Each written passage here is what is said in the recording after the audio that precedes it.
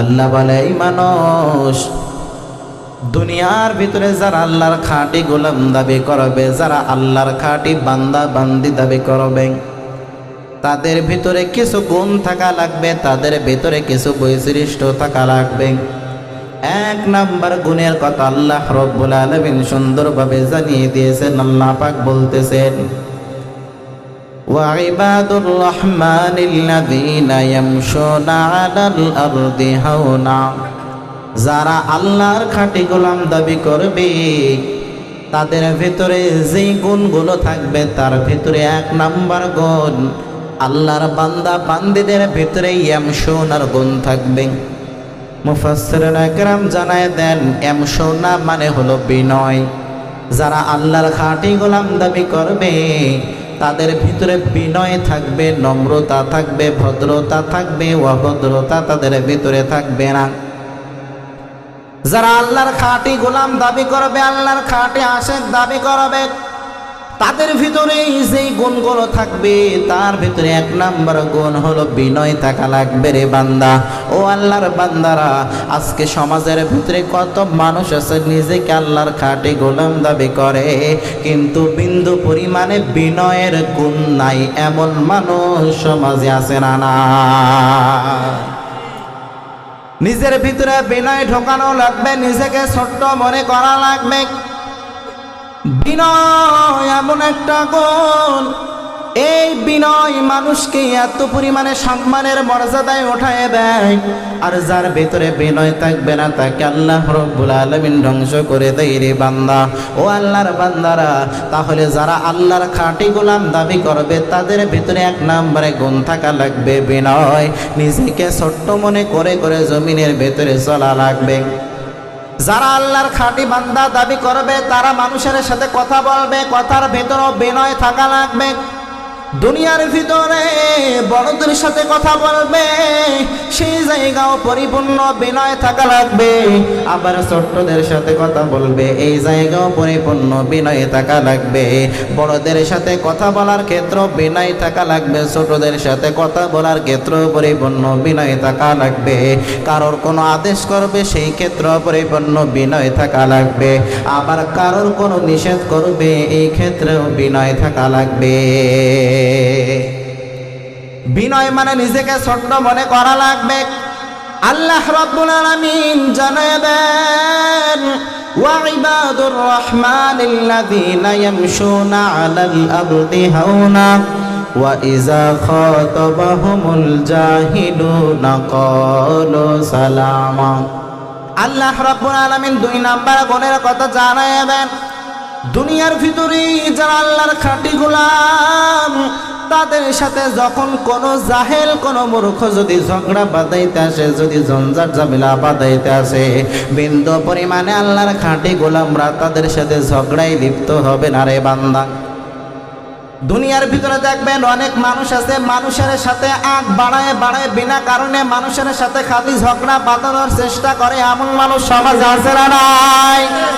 সমাজের ভিতরে এমন মানুষ আছে যারা মানুষের সাথে খালি কথা বললেই কথার ভিতরে ভুল ধরে ধরে বিনা কারণে মানুষের সাথে ঝগড়া বাঁধানোর চেষ্টা করে। ও আল্লাহর বান্দারা, আল্লাহ রাব্বুল আলামিন সুন্দরভাবে জানায় দেন, ওয়া ইযা খাতাবাহুমুল জাহিলুনা ক্বালু সালামা। আল্লাহ পাক জানায় দেন, যখন কোন জাহেল তর্ক করতে আসবে, ঝগড়া বাঁধাইতে আসবে, তখন আল্লাহর খাঁটি গোলাম বলবে, ও আল্লাহর বান্দা, তোমার সাথে ঝগড়া করার আমার টাইম নাই, তোমার সাথে অনার্থক সময় নষ্ট করার আমার বিন্দু পরিমাণে কোনো সময় নাই। বরং আল্লাহ পাক শিখাই দিতেছেন জাহিলদেরকে কি বলবে, ক্বালু সালামা, পরিপূর্ণ সালাম দিয়ে ওই জায়গা থেকে বিদায় নিয়ে নেবে। তাহলে দুনিয়ার ভিতরে জাহেলদের সাথে বিন্দু পরিমাণে তর্ক করা যাবে না, ঝগড়ার ভেতরে লিপ্ত হওয়া যাবে না। ও ও যশোর সদরের মানুষ, তাহলে আল্লাহর খাঁটি গোলাম যারা দাবি করবে, এক নাম্বার গুণের কথা আল্লাহ রাব্বুল আলামিন জানায় দেন, পরিপূর্ণ ইয়ামশুনার গুণ থাকা লাগবে। নিজেকে বিনয় ভেবে ভেবে জমিনের ভেতরে চলা লাগবে রে বান্দা। জমিনের ভেতরে যখন আল্লাহর খাঁটি গোলাম চলবে, তখন নিজেকে বড় ভেবে ভেবে বিন্দু পরিমাণে চলবে না। নিজের ভিতরে অহংকারী করবে না, নিজের ভিতরে তাকাব্বুরি করবে না। কারণ আল্লাহর খাঁটি গোলাম খুব ভালো করে জানে, এই দুনিয়ার ভিতরে আমি বান্দা বিন্দু পরিমাণে অহংকারী করতে পারি না, আমি বান্দা বিন্দু পরিমাণে তাকাব্বুরি আমার দ্বারা বানায় না। কারণ দুনিয়ার ভিতরে মানুষ অহংকারী করে টাকা লইয়া, দুনিয়ার ভিতরে মানুষ অহংকারী করে টাকা লইয়া, গাড়ি বাড়ি লইয়া, সম্পদ লইয়া। আবার আল্লাহর খাঁটি গোলামরা খুব ভালো করে জানে, আমার গাড়ি আমার আপন না, আমার বাড়ি আমার বিন্দু পরিমাণে আপন হতে পারে না, আমার সম্পদ আমার জমি জায়গা বিন্দু পরিমাণে আমার আপন হতে পারে না। কারণ আমি বান্দা আজকে দুনিয়ার ভিতরে জীবিত আছি, আবার আগামীকালকে আমি দুনিয়ার ভিতরে জীবিত যখন থাকবো না, তখন আমার গাড়ি গাড়ির জায়গায় পড়ে থাকবে, বাড়ি বাড়ির জায়গায় পড়ে থাকবে। আমার ছেলে মেয়েরা আমাকে ভুলে যাইবে, আমার স্ত্রীও আমাকে ভুলে যাইবে, আমার মা আমাকে ভুলে যাইবে,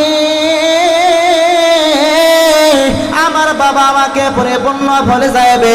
দুনিয়ার সব কিছু ত্যাগ করে করে আমাকে অন্ধকার কবরের দেশে আমাকে পাড়ি জমানো লাগবে। যার কারণে আল্লাহর খাঁটি গোলামরা খুব ভালো করে জানে, আমার গাড়ি গাড়ি তো আসলে আমার কোনো মালিক আমি না, আমার বাড়ি বাড়ির মালিক তো আসলে আমি না, আমার জমি জায়গা আসল মালিক তো আমি জমি জায়গার না। সব কিছুর মালিক যদি কেউ স্থায়ীভাবে হয়ে থাকে, তাহলে একজন, জোরে বলেন তিনার নাম। সব কিছুর মালিক আমার আল্লাহ। সুতরাং আমি বান্দা বিন্দু পরিমাণে অহংকারী করতে পারি না, আমি বান্দা বিন্দু পরিমাণে তাকাব্বুরি আমার দ্বারা মানায় না। যদি দুনিয়ার সব কিছু পাওয়ার পরে যদি কেউ অহংকারী করতে চায়, তাহলে একজনের দ্বারা সম্ভব, জোরে বলেন তার নাম। চাইলে উনি অহংকারী করতে পারে, আমি বান্দা অহংকারী করতে পারি না। কারণ এই দুনিয়ার ভিতরে যারা অহংকারী করেছে তাদের পরিণতি ভালো হয় না। এই দুনিয়ার ভিতরে একমাত্র আল্লাহ রাব্বুল আলামিনের দ্বারা সম্ভব অহংকারী করা। আল্লাহ রাব্বুল আলামিন হাদিসে কুদসির ভিতরে সুন্দরভাবে জানায় দেন, আল কিবরিয়া ও রিদাই ওয়াল আজমাতু ইজারি ফামান নাযানি ওয়াহিদাম মিনহুমা কাযাবতুহু ফিন্নার।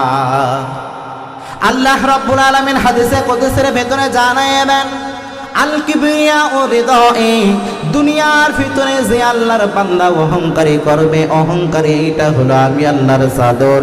ওয়াল আজমাতু ইজারি ফাওয়াল আজমাতু ইজারি ফামান নাযানি ওয়াহিদাম মিনহুমা। আল্লাহ রাব্বুল আলামিন সুন্দরভাবে জানিয়ে দেন, দুনিয়ার মানুষ যে অহংকারী করে, অহংকার এটা হলো আমি আল্লাহর, এটা হলো আমি আল্লাহর চাদর স্বরূপ। আর তাকাব্বুরে বড়ত্ব এটা হলো আমি আল্লাহর লুঙ্গি স্বরূপ।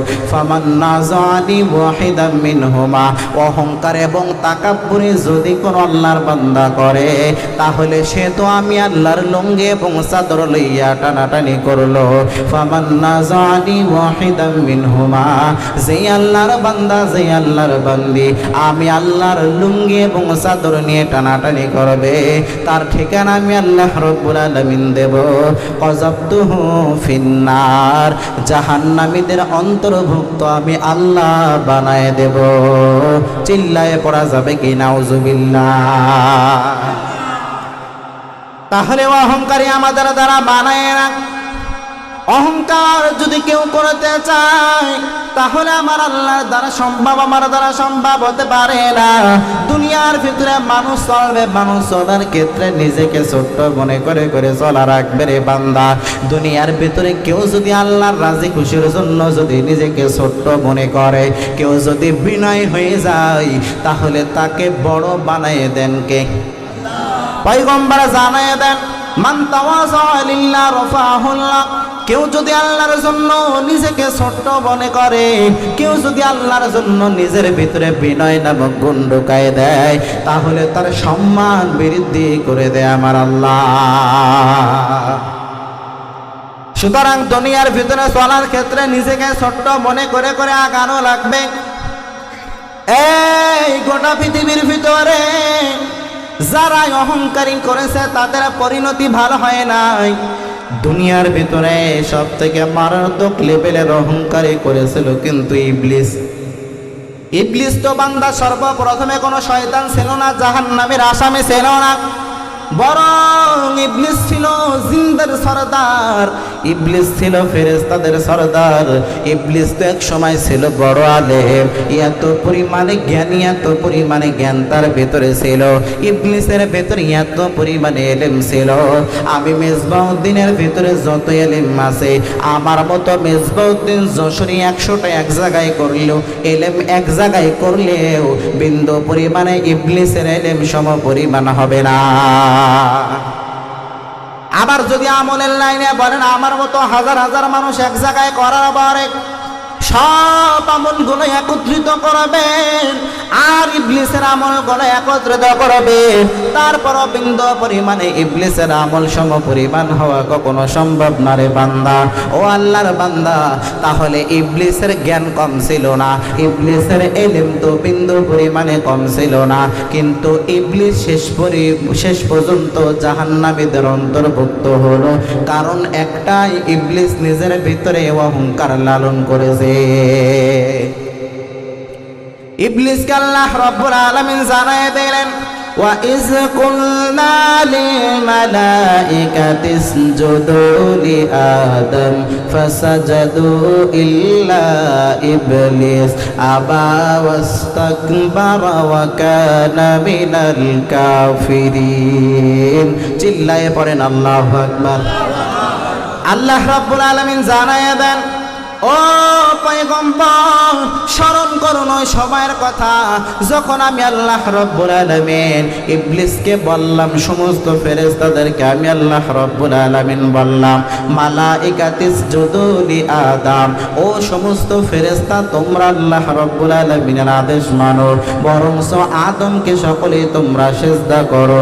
সমস্ত ফেরেশতারা সিজদা করলো, সকলে সিজদা করলো, কিন্তু ইবলিস সিজদা করে নাই। ইবলিস নিজের ভিতরে অহংকারী করলো, তাকাব্বুরি করলো। এক নম্বরে ইবলিস অস্বীকার করলো, আবা অস্বীকার করলো। 2 নম্বরে ওয়াস্তাকবার, নিজেকে বড় মনে করলো।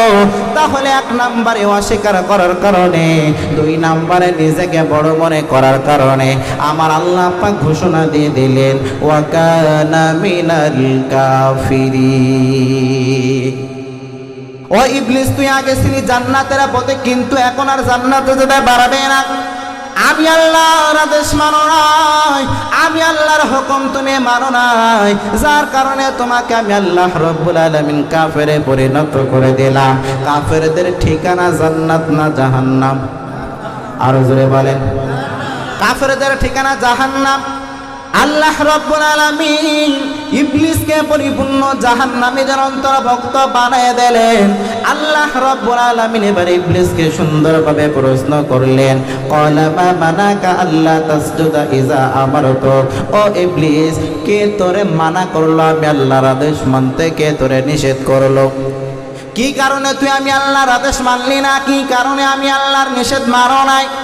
ইবলিস সুন্দরভাবে জানায় দেন, ক্বালা আনা খায়রুম মিন। ও আল্লাহ, আমি আপনার আদেশ মানি নাই, এটা আমারে কেউ মানা করে নাই, কেউ নিষেধ করে নাই, বরঞ্চ আমার বিবেক আমারে নিষেধ করেছে, আমার অন্তর আমারে নিষেধ করেছে, যার কারণে আমি আপনার আদেশ বিন্দু পরিমাণে মানে নাই।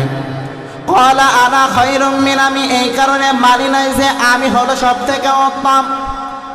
আল্লাহ রাব্বুল আলামিন জানায় দেন, ও ইবলিস, তুই কেমনে উত্তম? এরপরে ইবলিস সুন্দরভাবে যুক্তি দিয়ে আল্লাহকে জানায় দেন, খলাকতানি মিন নারি ওয়া খলাকতাহু মিন তিন।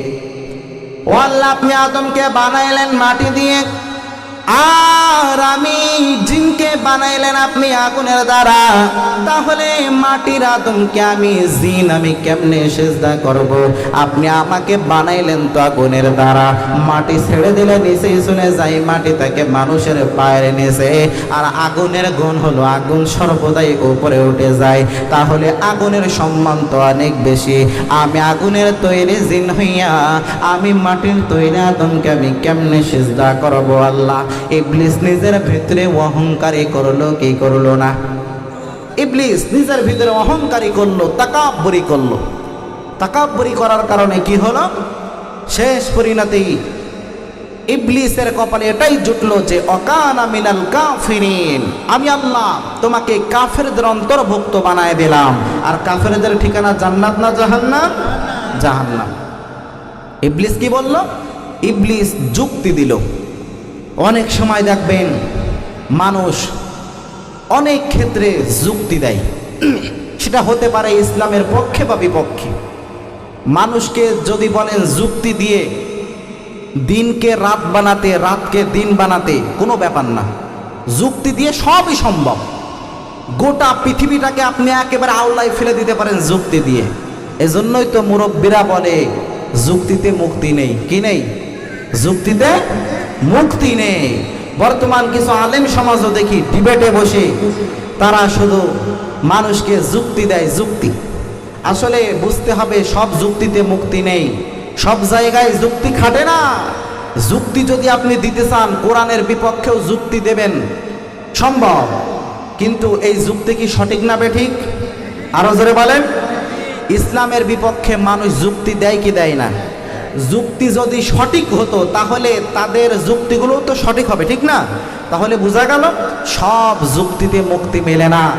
সুতরাং ইবলিসকে আল্লাহ রাব্বুল আলামিন যখন বললেন, সমস্ত ফেরেশতাদেরকে যখন আল্লাহ রাব্বুল আলামিন বললেন তোমরা আদমকে সিজদা করো, সব ফেরেশতারা সিজদা করলো, সব জিন সিজদা করলো, সবাই সিজদা করলো, আল্লাহর আদেশ মানলো, কিন্তু ইল্লা ইবলিস সিজদা করলো না।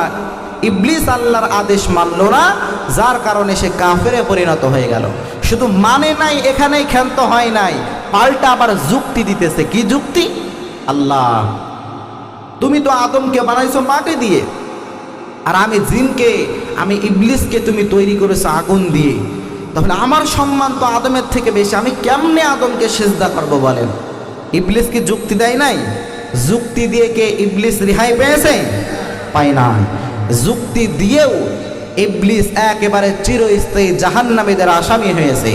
আজ আমাদের সমাজের ভিতরে এমন কিছু আলেম আছে যারা ডিবেটের ভিতরে বসে, যারা খাঁটি ইসলাম, যারা ইসলামের বিপক্ষে কথা বলে, ইসলামের বিপক্ষে যুক্তি দেয়। এজন্য আমাদের বিভ্রান্তি হওয়া যাবে না, মনে রাখা লাগবে যে সব যুক্তিতে মুক্তি নাই, সব যুক্তি দিয়ে ইসলাম চলে না। ইসলাম চলে কোরআন এবং সুন্নাহ দিয়ে। কি দিয়ে? যুক্তি দিয়ে কি ইসলাম চলে না। যাই হোক, তাহলে ইবলিসকে আল্লাহ রাব্বুল আলামিন ধ্বংস করে দিলেন একমাত্র অহংকারী করার কারণে, তাকাব্বুরি করার কারণে। পয়গম্বর আরবি সাল্লাল্লাহু আলাইহি ওয়াসাল্লাম হাদিসের ভিতরে সুন্দরভাবে জানায় দেন, قال رسول الله صلى الله عليه وآله وسلم لا يدخل الجنة من كان في قلبه مثقال ذرة من كبر। পয়গম্বর আরবি সাল্লাল্লাহু আলাইহি ওয়াসাল্লাম সুন্দরভাবে জানায় দেন, দুনিয়ার ভিতরে ওই ব্যক্তি বিন্দু পরিমাণে জান্নাতে প্রবেশ করতে পারবে না। লা ইয়াদখুলুল জান্নাতা মান কানা ফি কলবিহি, যার কলবের ভিতরে, যার অন্তরের ভিতরে বিন্দু থেকে বিন্দু পরিমাণে অহংকারী থাকবে, যার অন্তরের ভিতরে বিন্দু পরিমাণে, বিন্দু থেকে বিন্দু পরিমাণে তাকাব্বুরি থাকবে, হিংসা থাকবে, অহংকারী থাকবে, ওই ব্যক্তি বিন্দু পরিমাণে জান্নাতে প্রবেশ করতে পারবে না। ও যশোর সদরের আমার মুসলমান ভাইয়ের একটু মনোযোগের কান লাগায় দেখেন, আজকে আপনারা আমার ভিতরে অহংকার কম বেশ আছে না নাই? অহংকার আমাদের ভেতরে অভাব নাই। আমি বড় আলেম, আমার থেকে বড় আলেম কেউ নাই। আমি বড় বক্তা, আমার থেকে বড় বক্তা কেউ নাই। আমি বড় নামাজি, আমার থেকে বড় নামাজি আর কেউ নাই। আমি বড় ইমাম সাহেব, আমার থেকে বড় ইমাম সাহেব আর কেউ নাই। আমি বড় মুয়াজ্জিন সাহেব, আমার থেকে বড় মুয়াজ্জিন আর কেউ নাই। আমি বড় দানবীর, আমার থেকে দানকারী সমাজের ভেতরে আর কেউ নাই। আমি বড় আল্লাহর খাঁটি গোলাম, আমার থেকে বড় আল্লাহর খাঁটি গোলাম আর কেউ হতে পারে না। আমার মতো আমলকারী, আমার মতো সলিহীন ব্যক্তি আর কেউ হতে পারে না রে বান্দা। আমার মতো সম্পদওয়ালা কেউ হতে পারে না। আমার মতো সৌন্দর্য চেহারাওয়ালা কেউ হতে পারে না রে বান্দা। ও আল্লাহর বান্দারা, সমাজের ভিতরে মানুষ নিজেদের চেহারা লইয়া লইয়া এত পরিমাণে অহংকারী করে, কিন্তু আল্লাহ রাব্বুল আলামিনের প্রিয় হাবিব রাহমাতুল্লাহ আলামিন জানাইবেন, ও দুনিয়ার মানুষ, আল্লাহ রাব্বুল আলামিন দুনিয়ার ভেতরে কার চেহারা সুন্দর যেটা আল্লাহ রাব্বুল আলামিন বিন্দু পরিমাণে দেখে না রে বান্দা। আল্লাহ রাব্বুল আলামিন দেখে মানুষের নেক আমল এবং মানুষের কলব। আল্লাহ রাব্বুল আলামিন কারোর সুরত দেখে না, কারোর চেহারা বিন্দু পরিমাণে দেখে না রে বান্দা। আল্লাহ পাক দেখে মানুষের কলবটা পরিষ্কার আছে কিনা। আর 2 নম্বরে নেক আমল। ইন্নাল্লাহা লা ইয়ানজুরু ইলা সাওয়ারিকুম ওয়া আমালিকুম ওয়ালাকিন ইয়ানজুরু ইলা কুলুবিকুম ওয়া আমালিকুম। পয়গম্বর জানায় দিতেছেন, দুনিয়ার ভিতরে কার চেহারা অনেক সুন্দর, কার সুরাত অনেক সুন্দর, এটা আল্লাহ পাক দেখে না। আল্লাহ পাক দেখে মানুষের নেক আমল এবং মানুষের কলব। ও আল্লাহর বান্দারা, যদি আপনি নেককার হতে পারেন, যদি আপনি আল্লাহর খাঁটি গোলাম হতে চান, তাহলে আপনার চেহারা অনেক সুন্দর হওয়া লাগবে। বিষয়টা এমন না। ওই আফ্রিকার কারো বেলালের দিকে তাকায় দেখেন, ওই আফ্রিকার কারো বেলাল, ওই বেলাল দেখতে সাদা না কালা? আরো জোরে বলেন। ওই বেলাল এত পরিমাণে কালা, হাসি দিলে শুধু দাঁতটা সাদা দেখা যায় আর সব কিছু কালা। ওই বেলালের দাম আমার আল্লাহর দরবারে আছে না নাই? আরো জোরে বলেন। বেলালের চেহারা তো সুন্দর জোড়া, বেলাল অনেক সম্পদের মালিক ছিল। বিষয়টা এমন না। আল্লাহ রাব্বুল আলামিন কার কত সম্পদ আছে এটা আল্লাহ রাব্বুল আলামিন বিন্দু পরিমাণে দেখেন আরে বান্দা। ও আল্লাহর বান্দারা, তাহলে বেলালের সম্মান এত পরিমাণে বেড়ে গেল কেন? বলে বেলালের ভিতরে একটা জিনিস ছিল, সেইটা হলো ঈমান। ঈমান এবং আমলের কারণে বেলালের সম্মানকে আল্লাহ রাব্বুল আলামিন বৃদ্ধি করে দিলেন। বেলালের চেহারা সাদা না, বেলালের চেহারা অনেক কালো, তারপরও বেলালকে আল্লাহ রাব্বুল আলামিন এত পরিমাণে সম্মানের আসনে বসাইলেন রে বান্দা। ও আল্লাহর বান্দারা, তাহলে আল্লাহর কাছে প্রিয় হতে গেলে চেহারা অনেক সুন্দর হওয়া লাগে না। আল্লাহর কাছে প্রিয় হতে গেলে অনেক সম্পদের মালিক হওয়া লাগে না।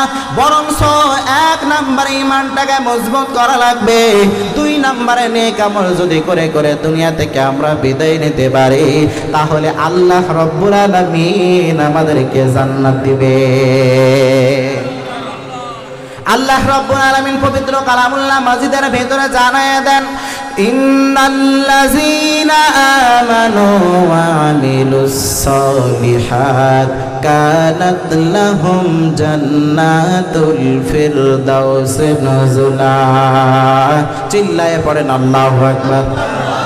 আল্লাহ রাব্বুল আলামিন জানায় দেন, ও দুনিয়ার মানুষ, তোমরা 1 নম্বরে আমি রবের উপর ঈমান আনো, 2 নম্বরে নেক আমল করে যদি তোমরা আসতে পারো, তাহলে আমি রব তোমাদেরকে ওয়াদা করলাম, কানাত লাহুম, তোমাদের জন্য আমি আল্লাহ দিয়ে দেব জান্নাতুল ফিরদাউস নুজুলা।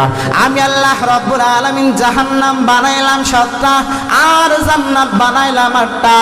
এই 8টা জান্নাতের ভিতরে সবথেকে দামি জান্নাত, সবথেকে বড় জান্নাত, জান্নাতুল ফিরদাউসের মেহমান আমি আল্লাহ তোমাদেরকে বানায় দেব। চিল্লায়ে পড়া যাবে কি মারহাবা? তাহলে 1 নম্বরে লাগবে ঈমান, 2 নম্বরে নেক আমল। ওয়াদা করেছেন জান্নাত দেবেন একজন, তিনি কে? আল্লাহ। আরো জোরে বলেন। আমার আল্লাহর ওয়াদা কখনো ভঙ্গ হয় নাকি? আমার আল্লাহ কখনো ওয়াদা দিয়ে ওয়াদা ভঙ্গ করতে পারে? দুনিয়ার মানুষ ওয়াদা দিয়ে ওয়াদা ভঙ্গ করতে পারে, দুনিয়ার মানুষ মানুষকে আশা দিয়ে আশা ভঙ্গ করে, কত মানুষকে কত রকম প্রলোভন দেখায়, কিন্তু বিন্দু পরিমাণে একটাও বাস্তবায়ন করে না রে বান্দা। এই তো সামনে মানুষের আশা দেওয়া এবং মানুষকে সুন্দর সুন্দর সুন্দর সুন্দর ওয়াদা দেওয়ার সময় তো চলে আসতেছে রে বান্দা।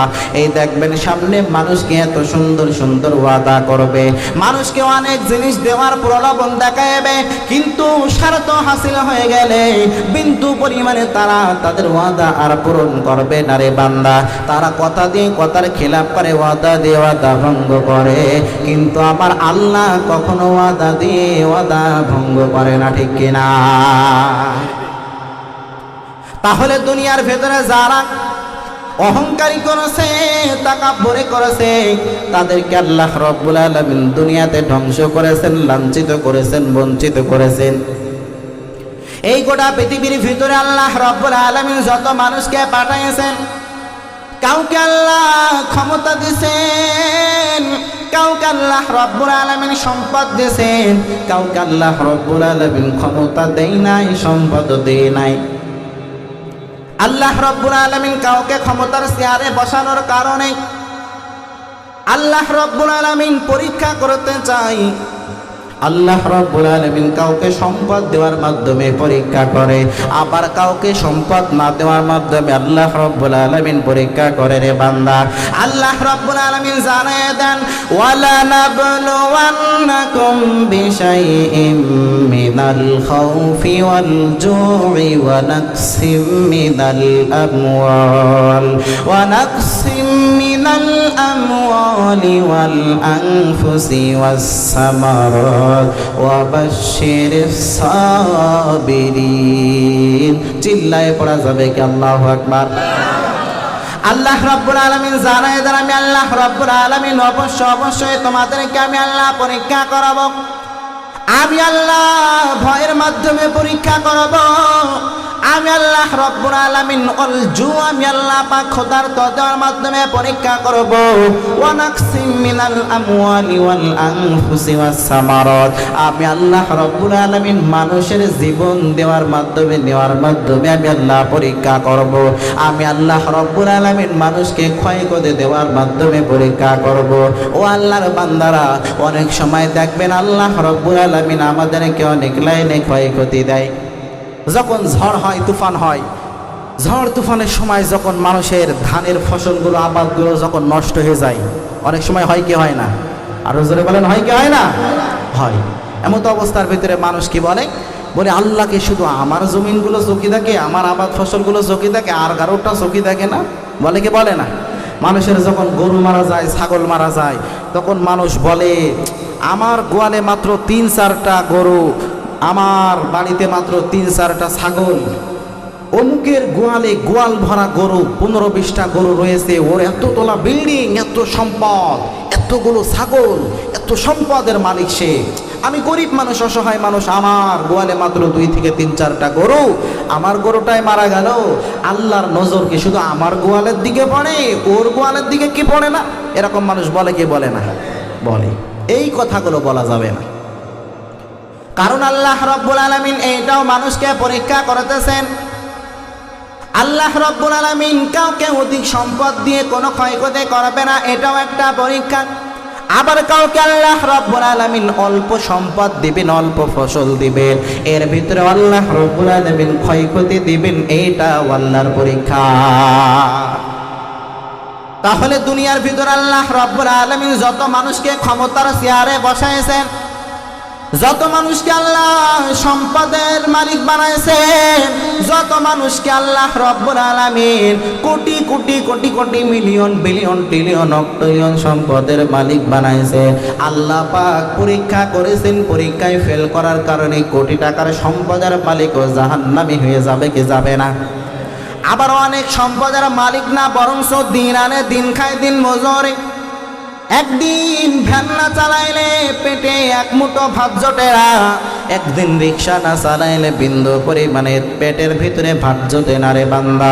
এমন অনেক অসহায় মানুষ আছে যারা সুন্দরভাবে আল্লাহ পাকের ইবাদত বন্দেগি তারা করে, বিনয় নিয়ে আগায়, বিন্দু পরিমাণে অহংকারী আর তাকাব্বুরি করে না রে বান্দা। এই যশোর সদরের ভেতরে অনেক আল্লাহর বান্দা আছে, নিজে একটা রিক্সা কিনবে, রিক্সা কেনার মতো কোনো সম্পদ তার কাছে নাই, রিক্সা ভাড়ার রিক্সা নিয়ে তো কষ্ট করে করে করে করে চলাফেরা করে রে বান্দা। একদিন যদি যশোর সদরের ভেতরে রিক্সা নিয়ে না ঘরে, তারা চোলার ভেতরে আগুন জ্বলে না রে বান্দা। এমন অনেক গরিব আল্লাহর বান্দা আছে, আল্লাহ পাক বিন্দু পরিমাণে সম্পদের মালিক তাকে বানায় নাই, নিজস্ব একটা বাসা বাড়িও আল্লাহ পাক কপালে জোটায় নাই, বরঞ্চ ভাড়া বাসায় থাকে, ভাড়া রিক্সা নিয়ে চলাফেরা করে। কিন্তু আল্লাহর বান্দা বিনয় নিয়ে আগানোর কারণে, নিজেকে ছোট্ট মনে করার কারণে 5 ওয়াক্ত নামাজ সুন্দরভাবে আদায় করে, মানুষের সাথে খারাপ আচরণ করে না, ভালো আচরণ করে। এমন আল্লাহর বান্দারাও সম্পদ নাই, বাড়ি নাই, জমি জায়গা নাই, কিন্তু আল্লাহর খাঁটি গোলাম হয়ে যাওয়ার কারণে আল্লাহ পাক জান্নাতের মেহমান বানাই দেবে কি দেবে না বলে? তাহলে আল্লাহর খাঁটি গোলাম হওয়া লাগবে, আল্লাহর খাঁটি বান্দা হওয়া লাগবে। এই গোটা পৃথিবীর ভিতরে আল্লাহ রাব্বুল আলামিন যত মানুষের ক্ষমতার শেয়ার দান করেছে, সকলেই তো ক্ষমতার শেয়ার পেয়ে শেয়ারের সুন্দরভাবে ব্যবহার তারা করতে পারে নাই রে বান্দা। বরঞ্চ অনেক মানুষ ক্ষমতায় আসার পর আল্লাহর সাথে গাদ্দারি করেছে, জনগণের সাথে নাফরমানি করেছে, বেঈমানি করেছে রে বান্দা। এই গোটা পৃথিবীর ভিতরে ফেরাউন নামক বেঈমানের কথা কে না জানে? ওই সাদ্দাত নামক বেঈমান, তার কথা কে না জানে? আল্লাহ রাব্বুল আলামিন এত পরিমাণে সম্পদের মালিক বানায় দিলেন, আল্লাহ রাব্বুল আলামিন এত পরিমাণে সম্মান দুনিয়ার ভিতরে দান করে দিলেন। সব কিছু বেঈমান গুলো পাওয়ার পর আমার আল্লাহর সাথে গাদ্দারি করেছে, ঠিক কিনা বলো? ফেরাউন নামক বড় বেঈমান এত পরিমাণে পাওয়ারফুল হয়ে গেল, এত পরিমাণে সম্পদের মালিক, আল্লাহর সাথে গাদ্দারি করার কারণে আল্লাহ রাব্বুল আলামিন দুনিয়াতে লাঞ্ছিত করেছে, বঞ্চিত করেছে। বরঞ্চ দেখা গেল শেষ পরিণতি নীল নদীর ভিতরে চুবায়ে চুবায়ে ফেরাউনকে আল্লাহ মারছে কি মারে নাই? ঠিক এই দুনিয়ার ভিতরে যারাই ক্ষমতা পাইবে, যারাই ক্ষমতার শেয়ার পাইবে, তারা যদি আমার আল্লাহর সাথে নাফরমানি করার চেষ্টা করে, তারা যদি জনগণের সাথে নাফরমানি করার চেষ্টা করে, তাদেরকে আল্লাহ রাব্বুল আলামিন ফেরাউনের থেকে আরো বেশি ভয়ঙ্কর পরিস্থিতি বানায় দেবে। ঠিক ফেরাউনের পরিণতি ভালো হয় নাই, সাদ্দাতের পরিণতি ভালো হয় নাই। ওই সাদ্দাত নামক বড় বেঈমান, এই বেঈমানের কাছে যখন নবী করিম সাল্লাল্লাহু আলাইহি ওয়াসাল্লাম আল্লাহ রাব্বুল আলামিন গোটা পৃথিবীর ভিতরে যত নবী রাসূলকে পাঠিয়েছেন, সকলের একটাই আদেশ ছিল, একটাই দায়িত্ব ছিল, দুনিয়ার ভিতরে যারা বেঈমান আছে তাদের কাছে গিয়ে গিয়ে তোমরা কালেমার দাওয়াত দিবা, লা ইলাহা ইল্লাল্লাহ, আল্লাহ ছাড়া দ্বিতীয় কোনো ইলাহ নাই, আল্লাহ ছাড়া দ্বিতীয় কোন সেজদা পাওয়ার উপযুক্ত কেউ নাই, আল্লাহ ছাড়া কারোর গোলামি করা যাবে না, আল্লাহ ছাড়া কারো দাসত্ব করা যাবে না। সমস্ত নবী রাসূলকে আল্লাহ রাব্বুল আলামিন একই দায়িত্ব দিয়ে গোটা পৃথিবীর ভিতরে তাদেরকে প্রেরণ করেছিলেন। সাদ্দাত নামক বেঈমানের জামানে আল্লাহ রাব্বুল আলামিন একজন পয়গম্বরকে পাঠাইলেন, যে পয়গম্বরের নাম হুদ আলাইহিস সালাম। হুদ আলাইহিস সালাতু সালাম সাদ্দাত নামক বেঈমানের দরবারে যাওয়ার পর সাদ্দাতকে ডাক দিয়ে জানায় দেয়, ও সাদ্দাত, এই গোটা পৃথিবীর ভিতরে তুমিও আছো, আমিও আছি, কিন্তু আমাদের রব কিন্তু একজন আছে, আমাদের মালিক কিন্তু একজন আছে, তার গোলামি করা লাগবে, দুনিয়ার ভিতরে আর কারোর গোলামি করা যাবে না। সাদ্দাতকে যখন হুদ আলাইহিস সালাতু সালাম কালেমার দাওয়াত দিলেন, এমত অবস্থার ভিতরে সাদ্দাতের মাথা গরম না ঠান্ডা? আরো জোরে বলেন। সাদ্দাতের মাথা বড্ড গরম হয়ে গেল। সাদ্দাত জানায় দেন, ও হুদ আলাইহিস সালাম, কি বলতেছো? কে আবার রব? কার আমরা গোলাম? কার আমরা? কে আমাদের মালিক? না না, আমাদের কেউ মালিক তো হতে পারে না। বিন্দু পরিমাণে আমরা কোনো আল্লাহর কোনো খোদার গোলামি আমরা করতে পারি না। এবার সাদ্দাত একটু মাথা ঠান্ডা করে হুদ আলাইহিস সালামকে বললেন, ও হুদ আলাইহিস সালাম, যদি তোমার কথা মানি তাহলে কি ফায়দা? যদি তোমার কথা না মানি তাহলে কি ফায়দা? একটু বর্ণনা করে দাও। হুদ আলাইহিস সালাম জানায় দিলেন, ও সাদ্দাত নামক বড় বেঈমান, যদি আল্লাহর উপরে ঈমান এনে যদি নেক আমল করে আসো, তাহলে আল্লাহ রাব্বুল আলামিন নিজেই ওয়াদা করেছেন, কানাত লাহুম জান্নাতুল ফিরদাউস নুজুলা, জান্নাতুল ফিরদাউসের মেহমান তোমাকে আমাকে আল্লাহ বানিয়ে দেবে। জান্নাতটা কেমন একটু বর্ণনা করে দাও, একটু শুনতে চাই। হুদ আলাইহিস সালাম জানায় দেন, জান্নাতটাকে আল্লাহ রাব্বুল আলামিন এত বড় বানায়েছেন, জান্নাতের বর্ণনা দিয়ে তো সুন্দরভাবে তোমাকে আমি কখনো বোঝানো সম্ভব না রে বান্দা। হুদ আলাইহিস সালাম তারপরও সামথিং কিছু উদাহরণ দিয়ে বোঝানোর চেষ্টা করলো।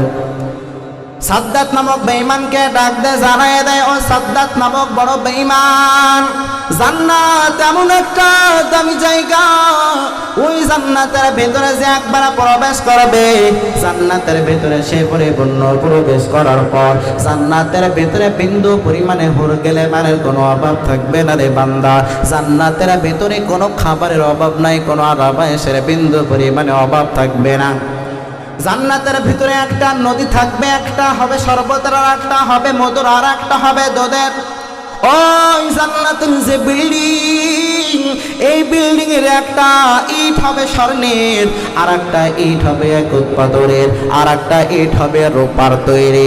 এত সুন্দর সুন্দর ভিআইপি জায়গা তুমি পেয়ে যাইবা। দুনিয়ার ভিতরে একদিন সাদ্দাত তুমি ছিলে না, আবার দুনিয়ার ভিতরে আল্লাহ রাব্বুল আলামিন তোমাকে প্রেরণ করেছে। আবার এই দুনিয়া থেকে একদিন আগে পরে হোক মৃত্যুবরণ করা লাগবে কি লাগবে না? আরো জোরে বলেন। সাদ্দাত বলে, হ্যাঁ, মৃত্যুবরণ করা লাগবে। দুনিয়ার ভিতরে যত বেঈমান আছে, তারা রাতকে সাদা বলতে পারে, রাতকে দিন বলতে পারে, কালোকে সাদা বলতে পারে, সাদাকে তারা কালো বলতে পারে, সব কিছু অস্বীকার করতে পারে, সব কিছু অবিশ্বাস করতে পারে, কিন্তু মৃত্যু নামক জিনিসটাকে অস্বীকার করতে পারে না। সাদ্দাত বলল, হ্যাঁ, আমাকে তো একদিন দুনিয়া থেকে বিদায় নেওয়া লাগবে। হুদ আলাইহিস সালাম জানায় দেন, ও সাদ্দাত নামক বড় বেঈমান, ওই জান্নাতের ভেতরে যদি একবার প্রবেশ করো, তাহলে বিন্দু পরিমাণে তোমার মউত নামক জিনিস তোমাকে গ্রাস করবে না, বিন্দু পরিমাণে আজরাইল যে তোমার জানটা কবজ করবে না। জান্নাত অনেক শান্তির জায়গা হইবে, জান্নাত অনেক আরামের জায়গা। এবার হুদ আলাইহিস সালাম জানাবেন, যদি তুমি আল্লাহর উপরে ঈমান এনে যদি আমল না করো, তাহলে তোমার ঠিকানা হবে জাহান্নাম। জাহান্নামের বর্ণনাও সুন্দরভাবে হুদ আলাইহিস সালাম করে দিলেন। এবার সাদ্দাত নামক বড় বেঈমান এবার চিন্তা ভাবনা করে করে করে করে এবার হুদ আলাইহিস সালামকে জবাব দিতেছেন, ও হুদ আলাইহিস সালাম, তোমার রবের বানানো জান্নাতে আমি যেতে চাই না। আমি সাদ্দাত দুনিয়ার ভিতরে কম সম্পদের মালিক না, আমি সাদ্দাত দুনিয়ার ভিতরে কম ইজ্জতের মালিক না। দুনিয়ার ভিতরে সম্মানও আমার অনেক, আবার আমার সম্পদও অনেক, সব কিছু আমি তো অনেক দিক থেকে আমি আগাই আছি। সুতরাং তোমার রবের জান্নাতে আমাকে যাওয়া লাগবে না। আমি সাদ্দাত এই দুনিয়ার ভিতরে একটা জান্নাত তৈরি করব। চিল্লায়ে পড়া যাবে কি নাউজুবিল্লাহ। সাদ্দাত চিন্তা ভাবনা করে করে বলল, দুনিয়ার ভেতরে আমি একটা জান্নাত তৈরি করব। তোমার রব আল্লাহ, তার জান্নাত আমার বিন্দু পরিমাণে দরকার নাই, তার জান্নাতে আমি বিন্দু পরিমাণে যাব না। হুদ আলাইহিস সালাম বারবার সতর্ক করে বললেন, ও সাদ্দাত নামক বড় বেঈমান, এখন আমি তোমাকে সতর্ক করে দিতেছি, বিন্দু পরিমাণে তুমি অহংকারী করো না, তাকাব্বুরি করো না। যদি অহংকারে করতে থাকো, তাকাব্বুরে করতে থাকো, তাহলে পরিণতি কিন্তু ভালো হবে না। হুদ আলাইহিস সালাম তাকে বারবার ডাক দে জানায় দেন, ও হুদ আলাইহিস সালাম, আমি বিন্দু পরিমাণে তোমার কথা মানতে আমি রাজি না। দেখো অল্প কিছু দিনের ভিতরে আমি এই দেশের ভিতরে, জমিনের ভিতরে আমি একটা জান্নাত তৈরি করে ফেলবো। এমন অবস্থার ভেতরে এবার হুদ আলাইহিস সালাম বিদায় নিলেন। ওই সাদ্দাত নামক বড় বেঈমান গোটা পৃথিবীর সমস্ত রাষ্ট্রের ভিতরে এলান করে দিলেন, এই দেশের ভিতরে আমাকে একটা জান্নাত বানানো লাগবে। সুতরাং তোমার রাষ্ট্রের ভিতরে যার যেখানে যতটুক স্বর্ণ আছে, যতটুক রূপা আছে, যেখানে ইয়াকুত পাথর আছে, দামি দামি সম্পদ আছে, সবকিছু আমার দরবারে হাজির করা লাগবে। পৃথিবীর যত রাজা বাদশাহ আছে সবার দরবারে একটা করে চিঠি পাঠাইয়া দিলেন, তোমার দেশের ভিতরে, তোমার রাষ্ট্রের ভিতরে যতটুক সম্পদ আছে সব আমার দরবারে পাঠানো লাগবে। এবার সমস্ত দেশের ভিতরে যত রাজা বাদশাহ আছে তারা সমস্ত সম্পদ, সমস্ত রূপাগুলো একত্রিত করিয়া করিয়া সাদ্দাতের দরবারে এগুলো পরিপূর্ণ প্রেরণ করে দিলেন। সাদ্দাতের সামনে সুন্দরভাবে এগুলো আনা হলো। কিতাবের ভিতরে লেখা হয়েছে, ইতিহাসের ভিতরে লেখা হয়েছে 140 বর্গ কিলোমাইল অনেক দূরে এত বড় জায়গা লইয়া লইয়া লইয়া, অনেক কিতাবের ভিতরে এসেছে 1040 কিলোমিটার বর্গ মাইল, অনেক দূরে, এত দূরে একটা জায়গা সাদ্দাত পরিপূর্ণ বরাদ্দ করে দিলেন। এই জায়গার ভেতরে এবার সুন্দরভাবে জান্নাত নির্মাণ করবেন। জান্নাত দুনিয়ার ভিতরে বানানোর জন্য পরিপূর্ণ 30,000 সৈন্য বাহিনীদেরকে লিপ্ত বানায় দেন, পরিপূর্ণ 30,000 সৈন্য বাহিনীদেরকে মোতায়েন করে দিলেন। 30,000 সৈন্য বাহিনী মিস্ত্রি তারা এবার জান্নাত বানানোর কাজে লিপ্ত হয়ে গেল। কিতাবের ভিতরে লেখা হয়েছে ওই সিরিয়ার জমিনের ভিতরে, আবার কেউ বলেছেন ইয়ামান দেশের ভিতরে বড় একটা শস্যক্ষেত, শস্য আবাদের ভিতরে এই জায়গাটা পরিপূর্ণ নির্ধারণ করে দিলেন। এই জায়গার ভিতরে জান্নাত তৈরি করা হইবে। ওই সাদ্দাত নামক বড় বেঈমান তার নির্দেশে সমস্ত মিস্ত্রিগুলো এবার সুন্দরভাবে জান্নাত নির্মাণ করতেছে, সুন্দরভাবে জান্নাত তৈরি করতেছে। তৈরি করতে করতে করতে করতে একেবারে অনেক দীর্ঘদিন হয়ে গেল। তারপরে জান্নাতের কাজগুলো পরিপূর্ণ হয়ে গেল। জান্নাতের ভিতরে একটা নদী বানাইছে, দুধের নদী। জান্নাতের ভিতরে একটা নদী বানাইছে, পরিপূর্ণ মধু দ্বারা ভরপুর করে দিয়েছে। জান্নাতের ভিতরে একটা নদী বানাইছে, পরিপূর্ণ শরবত দ্বারা ভরপুর করে দিয়েছে। হুদ আলাইহিস সালাম যে বলেছিলেন জান্নাতের ভিতরে আল্লাহ রাব্বুল আলামিন হুর গিলেমান দিবেন, সুন্দরী সুন্দরী নারী দিবেন। এই কথাটাও তো সাদ্দাতের মাথায় আসে না? নাই আছে। সাদ্দাত এবার গোটা পৃথিবীর ভিতরে থেকে যত সুন্দরী সুন্দরের নারী ছিল, সুন্দরে সুন্দরে মেয়ে ছিল, কন্যা ছিল, তাদের উপরে জুলুম করে করে, তাদেরকে জোর করে করে ধরে ধরে এনে ওই জান্নাতের ভিতরে ঢুকাইল। এমত অবস্থার ভিতরে যত স্বর্ণগুলো মানুষ আনতে থাকলো, মানুষজন এই স্বর্ণগুলো আনার ভিতরে এক আল্লাহর বান্দা, তার একটা কন্যা ছিল, তার স্ত্রী ছিল, ছোট্ট মেয়ে, তার কানের ভিতরে একটা দুল ছিল, যে দুলটা একেবারে ছোট্ট, এই দুলটা জোর করে করে সাদ্দাতের সৈন্য বাহিনীরা ছিনিয়ে ছিনিয়ে নিয়ে চলে আসলো। ওই ছোট্ট কন্যা তার মা আল্লাহর কাছে বদদোয়া করলেন আর বললেন, ও দয়ার মালিক, ওই সাদ্দাতকে তুমি দুনিয়াতে লাঞ্ছিত করে দিও, ওই সাদ্দাতকে তুমি দুনিয়ার ভিতরে পরিপূর্ণ বঞ্চিত করে দিও, ধ্বংস করে দিও আল্লাহ। ওই ব্যক্তি তো মাজলুম, কারণ তার উপরে জুলুম করে করে তার কন্যার সম্পদগুলো ছিনিয়ে আনা হয়েছে। আর মাজলুমের দোয়া কবুল করে কি করেন আল্লাহ?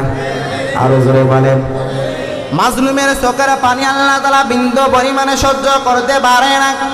এই বাংলাদেশের ভিতরে কত আল্লাহর বান্দারা মাজলুম, তাদের চোখের পানি যারাই ঝরাইছেন তাদেরকে আল্লাহ রাব্বুল আলামিন দিশরা করেছেন রে বান্দা। আল্লাহ রাব্বুল আলামিন সহজে সহজে কাউকে ধরে না, কিন্তু আল্লাহ যখন ধরে তখন কাউকে ছাড়ে না।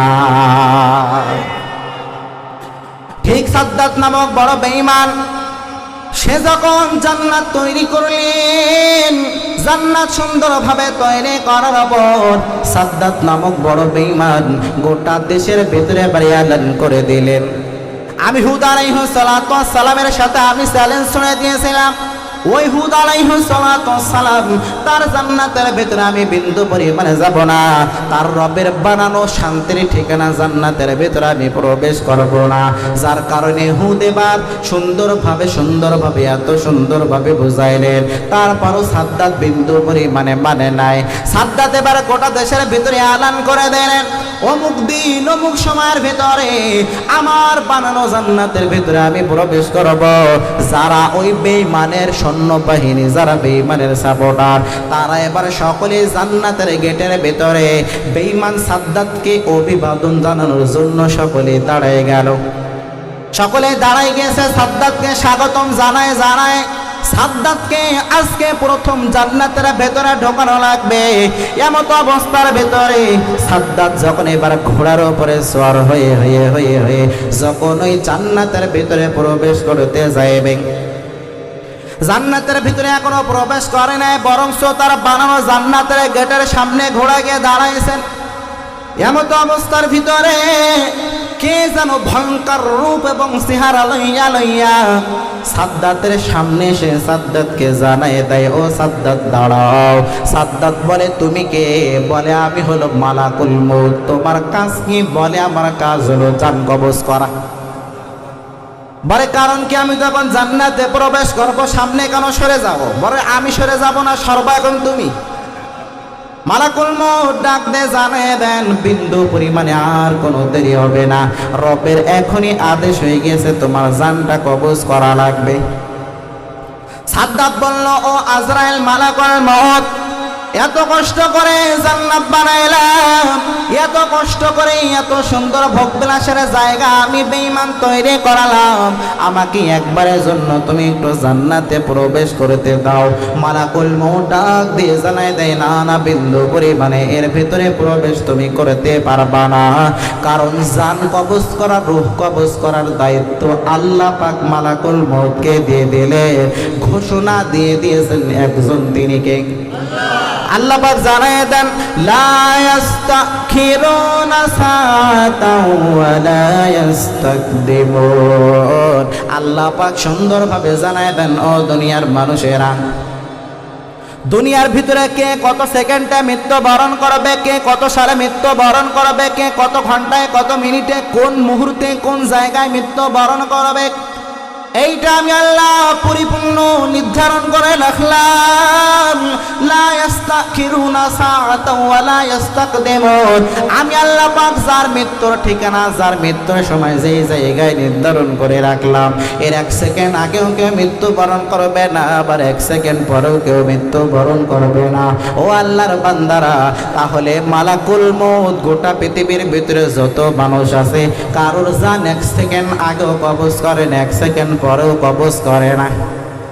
আপনি যদি মালাকুল মউতকে ডাকতে জানায় দেন, ও মালাকুল মউত, এই গোটা যশোরের ভিতরে আমার মতো শক্তিশালী মানুষ কেউ নাই, আমার মতো ক্ষমতা মানুষ আর কেউ নাই, যশোরের ভিতরে এক নামে আমাকে সকলে চেনে, আমার কথা শুনলে সকলেই ভয়ে থরথর করে কাঁপে। ও মালাকুল মউত, তুমি আমার জান কবজ করতে আসছো, এখন জান কবজ করা লাগবে না, তুমি 2 মিনিট পরে আমার জান কবজ করো। মালাকুল মউত কথা শুনবে নাকি? আরো জোরে বলেন। মালাকুল মউত বিন্দু পরিমাণে তার কথা শুনবে না, বরংস মালাকুল মউত আল্লাহ রব্বুল আলামিনের আদেশ মানার জন্য বাধ্য হয়ে যাবে। মালাকুল মউত সুন্দরভাবে তার জানটা, রূহটা কবজ করে নিয়ে চলে যাবে। রে বান্দা, যারা দুনিয়ার ভিতরে ইমানদার হইবে, যারা মুমিন হইবে, আল্লাহর খাঁটি গোলাম হইবে, তারা নিজেকে বিনয় বানায় জমিনের ভেতরে চলাফেরা করবে, দুনিয়ার ভেতরে চলাফেরা করবে, কাউকে কথার মাধ্যমে তারা কষ্ট দিবে না। রে বান্দা, কারণ দুনিয়ার ভেতরে দেখবেন, মানুষকে হাতের দ্বারা আঘাত করলে মানুষ হাতের দ্বারা কষ্ট পায়, আবার কথার দ্বারা আঘাত করলেও কিন্তু মানুষ কষ্ট পায় কি পায় না? কিন্তু হাতের দ্বারা লাঠির দ্বারা আঘাতের থেকে কথার আঘাত কিন্তু আরো মারাত্মক। এই জন্যই তো আল্লাহ রাব্বুল আলামিন জানাইছেন তোমাদের ভেতরে সোনার কোণ ঢোকায় দাও, নিজেকে বিনয় বানাও, কাউকে কথার মাধ্যমে কষ্ট দেওয়া যাবে না, কাউকে কোনো কাজের মাধ্যমে বিন্দু পরিমাণে কষ্ট দেওয়া যাবে না রে বান্দা। ও আল্লাহর বান্দারা, আপনার শরীরে কেউ আঘাত করলে এই ব্যথাটা দূর করার জন্য, এই ব্যথাটা একেবারে বিদায় করার জন্য, এর জন্য বড় বড় ডাক্তাররা আছে, এর জন্য অনেক ট্যাবলেট আছে, এর জন্য অনেক ইনজেকশন আছে, অনেক চিকিৎসার ব্যবসা আছে। কিন্তু আপনি যদি কাউকে কথার মাধ্যমে কষ্ট দেন, এই কষ্ট দূর করার জন্য কোন ট্যাবলেটের ব্যবস্থা গোটা পৃথিবীর ভিতরে কেউ করতে পারে না। এই কষ্ট দূর করার জন্য, এই ব্যথা দূর করার জন্য গোটা পৃথিবীর ভিতরে বিন্দু পরিমাণে কোন চিকিৎসক নাই রে বান্দা। যার কারণে মদিনার পয়গম্বর আরবি সাল্লাল্লাহু আলাইহি ওয়াসাল্লাম জানায় দেন, ক্বালা রাসূলুল্লাহ সাল্লাল্লাহু আলাইহি ওয়াসাল্লাম, আল মুসলিমু মান সালিমাল মুসলিমুনা মিন লিসানিহি ওয়া ইয়াদি। পয়গম্বর জানায় দেন, দুনিয়ার ভিতরে ওই ব্যক্তি ততক্ষণ পরিপূর্ণ মুসলমান হতে পারবে না যার দুইটা হাত এবং জবান থেকে অপর মুসলমান নিরাপদ থাকবে না। তার মানে আপনারা প্রতিবেশী আপনার কথার দ্বারা কষ্ট পায়, আপনার হাতের দ্বারা কষ্ট পায়, আপনার কর্মের দ্বারা আপনার প্রতিবেশী মুসলমান ভাই কষ্ট পায়, তা আপনি তো বিন্দু পরিমাণে ইমানদার হতে পারবেন না রে বান্দা। এই ঘোষণা আমার নাকি আমাদের নবীজির? আরো জোরে বলেন। তাহলে মানুষের কথার মাধ্যমে কষ্ট দেওয়া যাবে না, বিন্দু পরিমাণে মানুষকে কথার মাধ্যমে আঘাত করা যাবে না। এই কথার মাধ্যমে আঘাত করা, এটা হলো মারাত্মক এবং ভয়ঙ্কর। ও আল্লাহর বান্দারা, তাহলে দুনিয়ার ভেতরে চলার ক্ষেত্রে নিজেকে বিনয় বানায় চলা লাগবে। 2 নম্বরে বিন্দু পরিমাণে কারোর সাথে অনর্থক ঝগড়া করা যাবে না। কেউ যদি ঝগড়া করতে আসে, কোনো জাহিল যদি ঝগড়া করতে আসে, তাহলে আল্লাহ পাক নিজেই শিখাই দিতেছেন, ও দুনিয়ার মানুষ, তোমরা বলবা সালাম। ওই জায়গা থেকে সালাম দিয়ে তোমরা বিদায় নিয়ে নেবা। 3 নম্বরে অহংকারী তোমরা করবে না, তাকাব্বুরি তোমরা করবে না। তাহলে আল্লাহ রাব্বুল আলামিন জানাই দেন, 1 নম্বরে ঈমান, 2 নম্বরে নেক আমল করে করে যদি তোমরা আসতে পারো, তাহলে জান্নাত দেবেন ওয়াদা করেছেন একজন। জোরে বলেন তিনি কে? আল্লাহ রাব্বুল আলামিন ওয়াদা করলেন, এই গোটা পৃথিবীর ভিতরে আল্লাহ রাব্বুল আলামিন এমন একজন পয়গম্বরকে আমাদেরকে দিলেন, এমন একজন পয়গম্বরকে আল্লাহ রাব্বুল আলামিন আমাদের জন্য দিলেন। এই পয়গম্বর আরবি সাল্লাল্লাহু আলাইহি ওয়াসাল্লাম যখন আবু বকর রাদিয়াল্লাহু আনহুকে ডাক দিয়ে জানায় দেন, ও আবু বকর, দুনিয়া থেকে মনে হয় আমি বিদায় নিয়ে নেব, আমি মনে হয় দুনিয়াতে আর থাকতে পারবো না। আবু বকর পয়গম্বরের দিকে তাকায় আর চোখের পানি টপ টপ করে ফেলে কান্নাকাটি করে আর বলে, ও পয়গম্বর, আপনি দুনিয়া থেকে বিদায় নেবেন, আমি আবু বকর কার দিকে একটু তাকায় থাকবো? আপনি পয়গম্বর দুনিয়া থেকে বিদায় নেবেন, আমি আবু বকর কার দিকে তাকায় থাকে আমার পেটের ক্ষুধাটা নিবারণ করবো পয়গম্বর? ওই পয়গম্বর, আপনাকে আমি এত পরিমাণে মহব্বত করি, এত পরিমাণে আমি ভালোবাসি। আপনি পয়গম্বর মক্কার জমিনে আসার পর যখন বেঈমানদেরকে আপনি কালেমার দাওয়াত দিতেছেন, সমস্ত বেঈমানরা কোনো না কোনো পরীক্ষা আপনাকে করেছে। পরীক্ষায় পাশ করার পরে তারা ইসলাম ধর্ম গ্রহণ করেছে, কালেমা গ্রহণ করেছে। কিন্তু আমি আবু বকরকে আপনি যখনই কালেমার দাওয়াত দিয়েছেন, আমি বিন্দু পরিমাণে কোনো প্রশ্ন করি নাই, বিন্দু পরিমাণে কোনো পরীক্ষার সম্মুখীন আপনাকে করি নাই। কালেমার দাওয়াত আমাকে আপনি দিতে দেরি করেছেন, আর আমাকে ইসলাম ধর্ম গ্রহণ করাতে আল্লাহ দেরি করে না।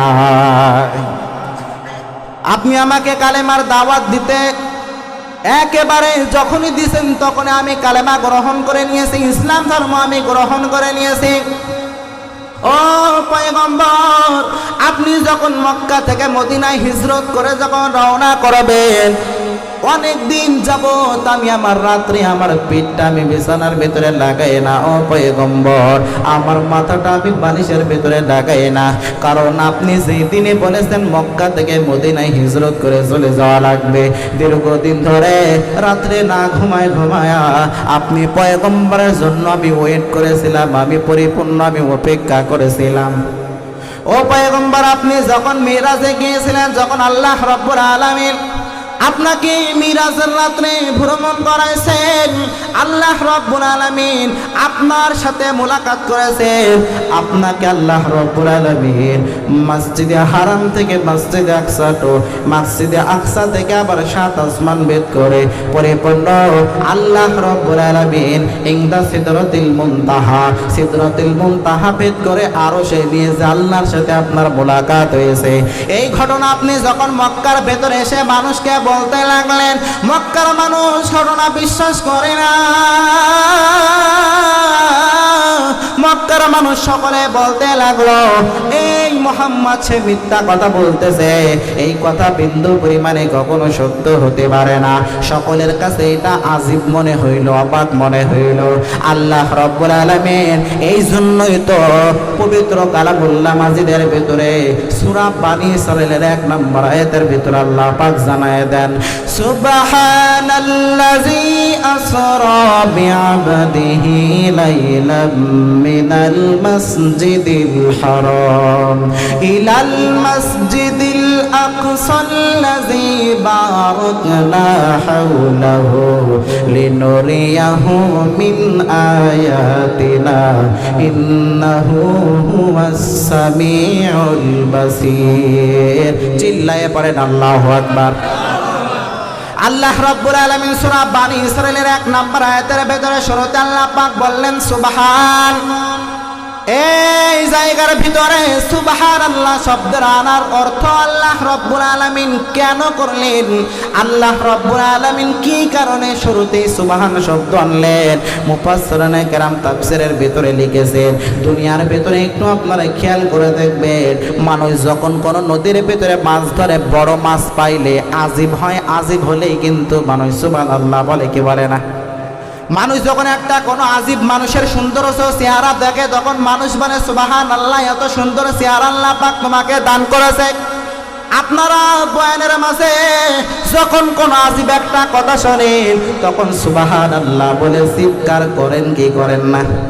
আরো জোরে বলেন। ঠিক আল্লাহ রাব্বুল আলামিন সূরা বানী ইসরাঈলের শুরুতেই সুবহানাল্লাহ শব্দ আনার দ্বারা এইটাই উদ্দেশ্য,